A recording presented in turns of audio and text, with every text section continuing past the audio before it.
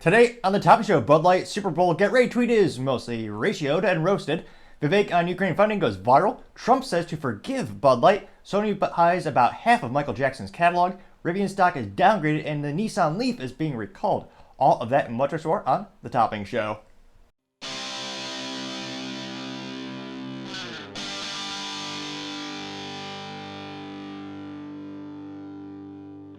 Thank you everyone for taking the time to tune in today. Today's episode of Topping Show is proudly sponsored by Topping Technologies. Topping Technologies is an IT value-added reseller and services company with a special proficiency in IT security. Heck, I see their founder release choice today. I say he's quite handsome and brilliant. He's me, you see, that's the joke. If you're an IT leader or business owner, you can reach the team at sales@toppingtechnologies.com. Also, trying to get to 4,000 subscribers by the end of February, so click that button. I would greatly appreciate it, as well as sharing it with your friends.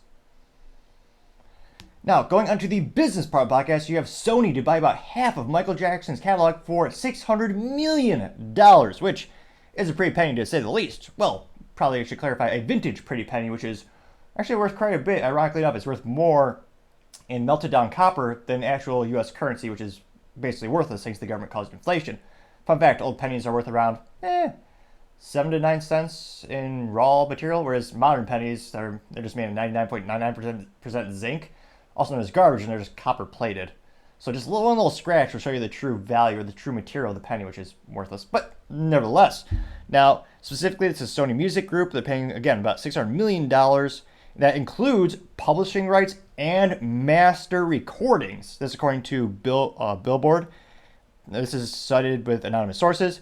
The sum would make the deal the largest ever transaction for an artist's music, topping the $550 million paid to Bruce Springsteen in 2021, and put the catalog's total value at greater than $1.2 billion, also a record. Now, granted, Michael Jackson passed away in 2009, but his estate still earns about $75 million yearly from his assets, which obviously include all the royalties for all the hits that he's produced throughout the years. Now, also, they noted that they make a fair amount of deal with their merchandise, so think of tchotchkes. I can only imagine people still buy Michael Jackson suits and top hats. Well, granted, as you and I know, every man should always suit up, so perhaps a Michael Jackson suit wouldn't be too bad of a fun thing to have for Halloween, perhaps. Now, it'll be interesting to see.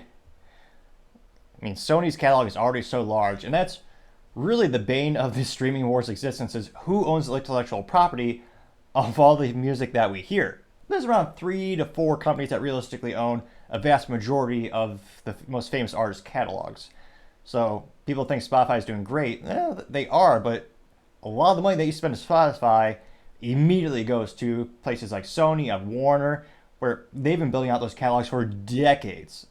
So that's why streaming is such a precarious situation, because most of the profit is going to the owners of the actual intellectual property. Now, it'll be interesting to see. I don't think there's any real reason Sony wouldn't go through all the way. Again, it's citing anonymous sources, so they say it's the largest ever transaction, which, again, he was the king of pop. He's one of the most viral musicians ever made. I mean, to this day, everyone still knows Thriller. It's one of the most famous albums in history. Now, it'll be interesting to see if Sony has any long-term ideas on how to further get a better ROI out of that. Because, again, currently it's earning around $75 million a year, and they're paying $600 million. And they don't want to wait just 10 years to get a break-even ROI, or, a little bit. With inflation, that might even be a break-even if they do nothing. Just sit back and do nothing. Now, let me know in the comments. Do you think they have a bigger plan to do with his intellectual property? Do you think they'll maybe try to come out with, some additional merchandise to try to boost the sales and revenue? It'd be interesting to see where they go from here, but as I always say, time shall tell.